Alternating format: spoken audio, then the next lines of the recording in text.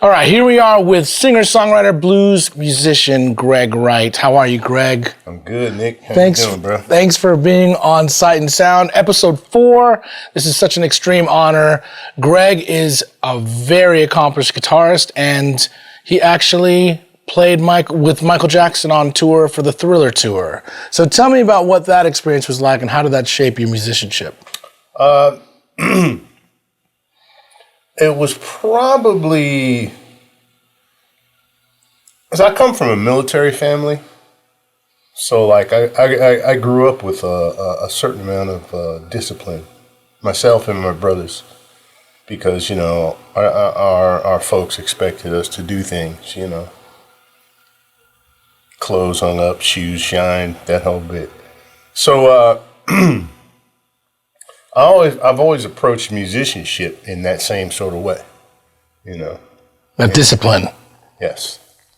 And getting with the Jacksons was like, those guys were on the same page, and I really took to it, We rehearsed, extensive rehearsal, like 3 months of 7 days a week. Wow. 15 hours a day. I'm going to make sure I tell my band that. Yeah, man. You got to put in the work. You said something really cool to me on my radio show a while ago. You said that when Michael wanted to come out with the band, he wanted to punch the audience in the mouth with how good and how impressive the sound and how much energy there was in the band.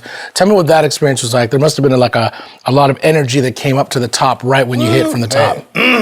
I know what Gladiators felt like.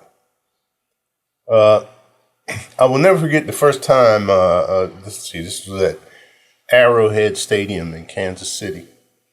And when we came down the tunnel and the lights in the stadium went down, oh my God. That must have been a rush. You couldn't hear yourself think. Wow. That's pretty wild. When that crowd went, it was deafening, even though you were in a tunnel, right? Well, there's some great clips I've been seeing of you playing with Michael Jackson. You're playing the Thriller. You're playing the Beat It solo, the Eddie Van Halen Beat It solo. Mm-hmm. And Michael's dancing right next to you, and he's in his red jacket, and he's doing all the moves. First of all, tell me what that first rehearsal was like when you first saw Michael and he asked you to play a little bit of that solo. Well, we didn't see him for the first 2 months. Right. We were just rehearsing. The brothers were rehearsing us. And we had all split up in groups. Guitars went over to Tito's house. Keyboards went to somebody else's house. And we worked for a couple of months like that.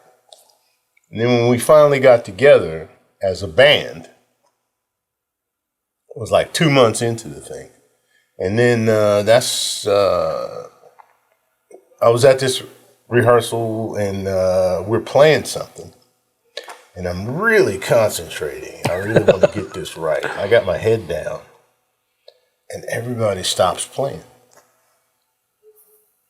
And I'm like, man, what you stop for, man? We had it going. Right. All of a sudden I look up, and in the doorway there's Michael. And this guy just had so much charisma. And he goes, oh, man, what did y'all stop for? He was thinking the same thing I was thinking. What did y'all stop for, man? That was great. So he come up, man, and he introduced himself to everybody. Asked everybody to play a little something. And I was the new guy, and I was the last person to meet and greet. And he shook my hand, and he said, hey, I heard you can play the Beat It solo amazing. So I had these 2 brand new Mesa boogies that I hadn't really dialed them in yet. Right. Can you play a little bit of it for me?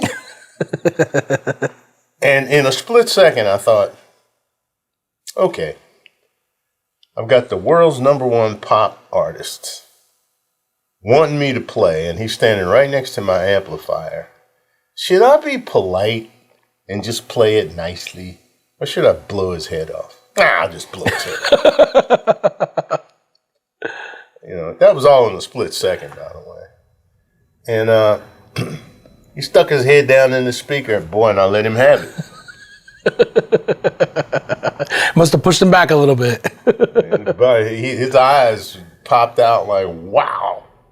You know, and you know what? A fun fact, like Maya Sykes, a good friend of mine who's in episode 3, her uncle designed Michael Jackson's outfits, and you told me that you tried on Michael Jackson's glove. That's like a very coveted experience because not many people have had that. Tell me what that experience was like. Well, where were we? I forget where we were. Maybe we were doing a sound check. I don't remember. But it was sitting there on the drum riser. And I just passed by and I was like,